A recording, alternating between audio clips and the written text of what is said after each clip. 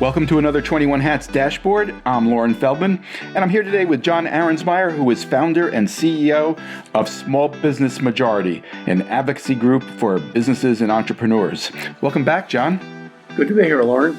Great to have you. As we've done in the past, John, I'm eager to get your read on where small businesses stand as the year comes to an end. I think there's a sense in some quarters that the economy held up better than many expected this year. I know you've recently completed your quarterly survey of your member business owners. What do you think? What are they telling you? Well, Lauren, it's been quite a year for small business. Basically, small businesses have been battered by multiple challenges this year. Tariffs, healthcare costs, widespread immigration roundups, and cuts to federal programs. So it's been pretty dramatic. Not quite sure how or whether the economy is going to hold up. So we do, as you mentioned, we do a quarterly survey we call the Voice of Main Street survey. And we came out with our fall survey. And, we're seeing some, ominous signs. 45% said that revenue had declined from the previous quarter. Only 14% said it increased. 24% said their headcount had decreased. Only 3% had increased. I talked about healthcare costs, being a huge burden. Immigration policies were hurting them, and having to get into more detail. But what's most interesting was that, we did an optimism, pessimism question, and it was almost even. It was 42% optimism, 41% pessimism. But if you think about it, if you're crazy enough to start a small business, you're pretty optimistic. So when it's 50-50 like that, that is not a positive sign for optimism in the economy when you're talking about a group of people who are by nature optimistic. Right. How long have you been doing this survey? About a year. Oh, I see. Okay. Yeah. So we do it every quarter, and we're going to be going to the field in January with our first quarter survey. Yep. It's a regular thing now. So when you did this survey, one of the issues you mentioned is healthcare costs.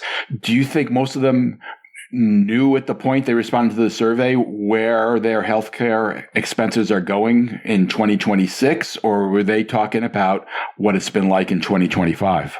Well, I'm happy to get into details on the healthcare issue, but the reality is that it's just another aspect of the tremendous uncertainty that they're feeling. And through all of the challenges that I talked about, there's underlying all of it is just uncertainty where it's going to go. So when they responded to this survey, they were already uncertain about where things were going, and worried that if the enhanced premium tax credits were not continued, that they were going to be hit with bigger charges. So obviously, we're going to. Those are the Obamacare subsidies that you're referring to that went through under the Biden administration. Correct. My sense is that a lot of people didn't really see this as a small business issue. You and I have talked about this before. I think more small businesses are affected by this than many realize. Do you agree with that? I absolutely agree that if people think it's not a small business issue, they're missing the point. If you look at the marketplaces, over 50% of participants in the marketplaces are small business owners, employees, or self-employed Americans. That's over 12 million people. So it's a huge issue for small business, this particular issue. And 85% of the small businesses enrolled in the marketplaces are benefiting from these enhanced premium tax credits. So not continuing them is a significant blow to small businesses. I found even some business owners surprised by that. Can you give me some sense of the size of the typical business that where either the owner is relying on the marketplace or the employees of the business are relying on the marketplace? Well, it's basically any business that doesn't offer healthcare through the business, which has been an increasing number. And now, obviously, whether you're an owner or employee, if you have a partner or a spouse where you can get coverage, that's an avenue for you. But that still leaves about 12 million people dependent upon the exchanges who don't have coverage provided by their employer and don't have an avenue through a spouse or a partner. And from what I've been reading, for those businesses that have gotten the subsidies, if those subsidies do in fact go away, which certainly seems to be the case at the moment, their rates could triple. Is that what you're seeing? Well, I think that we've heard premiums go up anywhere from 26% to one report said 114%. So it's obviously going to be somewhat dependent upon the particular firm and individuals involved. But we're talking some pretty substantial increases to the pocketbook of business owners and employees and self-employed Americans. Okay, that's one issue you mentioned. The next one I think you referred to was the tariffs. What are you seeing there? The tariffs are a ongoing problem that's we're hearing it everywhere. And let me add, tariffs, and I know we're also going to try talking about immigration. These are issues where economists across the board, across the political and ideological spectrum agree. There are no serious economists out there who think that these tariffs are helping our economy or helping small business. 7 in 10 businesses rely on imported products in some form for their businesses. I've never heard that statistic. Is that from your survey or? That's from the great left-leaning organization called the U.S. Chamber, Warren. And that's out of all businesses, 7 out of 10. Wow. Yes, correct. I didn't realize it was that widespread. This is an area where we in the Chamber are in full agreement on this. So we've done our own research, and half of small businesses, this in the most recent survey we did, half of small business owners have increased the prices of materials or products due to tariffs. 29% say they've delayed importing materials or goods. 22% have delayed growth expansion plans. And 77% say that these tariffs are negatively impacting the U.S. economy as a whole. 64% list tariff policy as a top concern for them. So that's in a survey done by Bank of America. So these are having a huge impact on small businesses. And I should add, small businesses have very little recourse. There is obviously a pending a case before the Supreme Court that we're all watching intently. And there's some chance that decision could come down before this podcast is published. That's correct. But that case was, I'm not sure everybody realizes this, was brought by small businesses. Most large businesses have kind of just swallowed the tariffs and tried to deal with them. It was small businesses that stood up and tried to fight back and got to the Supreme Court. Do you have any expectations for how the court might rule? I don't. It seemed in the arguments that there was lively debate. It didn't seem as if there was, an obvious. There seemed to be some concern about it, but I'm not sure how it's going to go. But to your point, the reason that small businesses are hurt more is they don't have the kind of cash capacity to deal with this that bigger businesses do, and they don't have the ability to lobby for exemptions the way big businesses do. So small businesses are completely powerless. And we talked before about the uncertainty. This is a whole other area because of the way that tariff policy jumped up and down all year, where businesses can't even really plan financially because next week it could be something else. So I have to tell you, this is the issue we hear about on a daily basis from our small business network. It is huge and it's continuing to be huge. It really struck me, I think it was, I've lost track of time, maybe it was last week or even earlier this week, that President Trump announced that he is sending $12 billion to farmers who have been, because they've been hurt by the tariffs, which is, I got to believe, a little galling to small businesses that have been actually paying those tariffs and hurt by them. Have you been hearing about that issue? Well, we haven't heard directly. There's a lot of resentment. I mean, I think small businesses understand everybody's hurt by this. The administration seems to think, well, we're going to alleviate some of the burden with one particular area. Look, I mean, farmers, we agree. Farmers have been terribly hurt by this, right. Unable and by the so absolutely.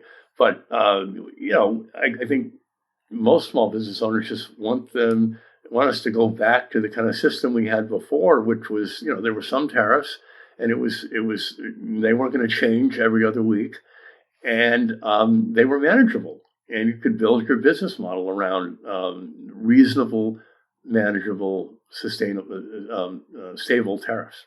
There's kind of a little bit of a scramble already happening with regard to that Supreme Court case where some businesses are kind of lining up to try to make sure that they get a refund if that in fact happens.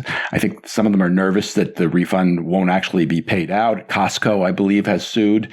That is one large business that has come forward on this particular issue. Are you offering any guidance on that? Do you have any read on what the procedure might be if in fact there's a refund? We haven't spent a lot of time getting into it. That is something we'll obviously jump into if the decision comes down that these tariffs were unlawful. But it is not something that we have really dived into. And again, it's another example of how big businesses are better able to address something like that than small businesses, which would require putting together a whole coalition and figuring out the rules. So, that is something we definitely will look at if the decision comes down the way it might. All right. You also mentioned immigration. What are you seeing there? I mean, these roundups by ICE are just, killing small businesses. First of all, the customer base for in a lot of communities has dropped. Obviously, access to much needed workers and employees have dropped. And it's cast a pall on small business when you realize that that twice as many immigrants are twice as likely to start small businesses than native-born Americans. So, the whole issue of immigration and immigrants and small businesses integrally entwined in our country. And 19% of all new businesses are founded by immigrants. And basically, we're hearing that they can't hire.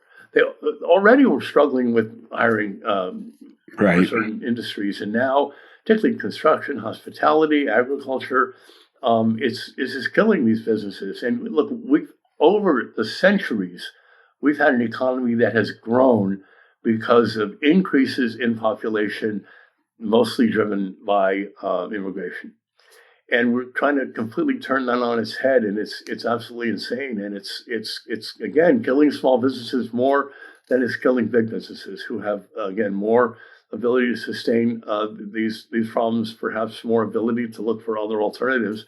And again, it's in any given business in any community, you don't know when ICE is going to swoop in and start rounding people up. And the fear that that's created has actually, people aren't coming to work. They aren't shopping the way they did in certain communities. Obviously, no surprise, the Latino communities have been hurt the hardest. So, yeah, this is a major issue, and one that we're spending a lot of time trying to figure out solutions for, and also trying to advise businesses on what they can do. To what extent do you see this as a problem in the specific communities that we've seen lots of video out of, and there's been a lot of reporting where ICE has, really played a huge role? Chicago, Portland, New Orleans, and others. Or to what extent do you think it's a nationwide issue trying to maintain employees given the overall impact? Well, it's nationwide in the sense that communities don't know who's next. So, yes, immediately where ICE has come in and done a lot of roundups, it's had an immediate impact. But the fear extends across the country, and the inability to plan. If you're in a community that maybe ICE hasn't visited but may, how are you going to plan? You don't know what the impact is going to be. So, as I said, as it relates to other issues, the uncertainty is creating a huge problem. So, it's absolutely a nationwide issue because there's no indication that the administration intends to keep it isolated in one community or another. Is there anything you can tell a business that's struggling with this? Well, they need to know their rights, and we're putting them in touch with immigrants' rights organizations that can advise them. We obviously don't provide direct legal advice, but we can help them figure out where to get that advice. And to some extent, the advice is, well, you need to figure out how you're going to run your business with fewer employees, with depressed demand due to fear. That's a terrible situation to be in, but businesses have to adapt. But in the meantime, they need to understand, how they can push back on some of this. What we've seen is, people being arrested that, are even citizens or are permanent residents. Those individuals have rights. They have rights to push back on it. And by the way, they did a study here in Washington, D.C. about crime and immigrants as it relates to crime, and it was like a tiny percent have committed violent offenses, and even the majority haven't committed any offenses at all. So there's not even a clear rationale behind what they're doing, and that just creates more uncertainty and more fear. I think you also said that small businesses have been affected by cuts to federal programs. What were you referring to there? Well, we've seen it in a number of different areas. The SBA, the Small Business Administration budget, was cut by 41%.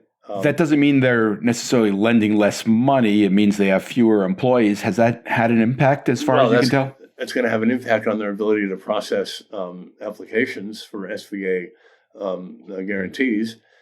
So it is going to have an impact. And I'm not suggesting that it's automatically 41% fewer loans, but you're not enhancing the ability of an agency to cut their workforce by 41%.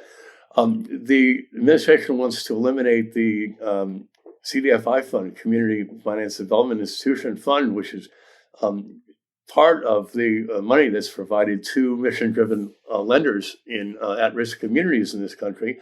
The irony here is that the CDFI community and the fund specifically has total bipartisan support. And there's letters have gone out from the U.S. Senate, signed by equal numbers of Republicans and Democrats, telling the administration they shouldn't do this. Treasury Secretary Scott Bessent is in favor of continuing this, but the White House is actually the one pushing back on this, and it's unclear where that's going to end up. And that's just an unnecessary and unforced error, removing that money. The administration eliminated all of the staff for the Minority Business Development Agency. There is some indication that some of that money might get, I think in budgets that are being circulated on Capitol Hill, some of that money is being put back there. But again, it's probably not going to be 100%. And by the way, local organizations who were dependent upon that money, some of them have just gone out of business. So even if that money comes back, it's not going to, there are not going to be as many partners available to use that money. Those are just three examples of sort of bewildering, unnecessary cuts to programs that are having direct impact, particularly on businesses in the most under-resourced areas, but small business in general. That is all part of the kind of anti-DEI, anti-woke agenda of the administration. Is there a way around that? Do those organizations have an argument to make that this is just based on need and nothing else? Well, there's a pretty high correlation between need and the economics of certain traditionally under-resourced, underrepresented communities, which obviously does. There's an obvious intersection with communities that are primarily populated by people of color. So yes, there is a correlation there, and the result is that this money is actually needed by the businesses that need the support the most. And we don't want to see DEI being used as a club to go after valuable programs and valuable resources for the most under-resourced businesses in the country. And there's absolutely no reason to do that. There's certainly no economic reason to do that. And that's the view. And that seems to be what's happening. And it's to the detriment of the businesses that need support the most. Given what we've just run through, John, I'm almost afraid to ask, but what are your expectations for 2026? I mean, I think there's a lot of unknown. And I think that we need to, continue to make the case. We are continuing to highlight the voices of small businesses that are being impacted by healthcare costs, tariffs, immigration, cuts and programs. We're trying to elevate those voices so that policymakers hear us, obviously the administration, but certainly members of Congress, the people in the states, policymakers in the states can understand, well, maybe there's something we can do to step in and help. So we're going to keep doing that. We're going to keep researching people's concerns and needs. And, it's unclear. I mean, it may be that the administration will hear some of the concerns and take them to heart. I don't want to be too optimistic here, but that's about all we can do and certainly to get policymakers and those who have some influence over these decisions to understand the really human and sort of down grassroots cost to businesses of what this is doing, and perhaps for some change in these policies. John Arensmeyer is founder and CEO of Small Business Majority. John, thanks for taking the time, as always, and I look forward to talking with you again next year. Thanks for the invite, and always great chatting with you, Lauren. My pleasure.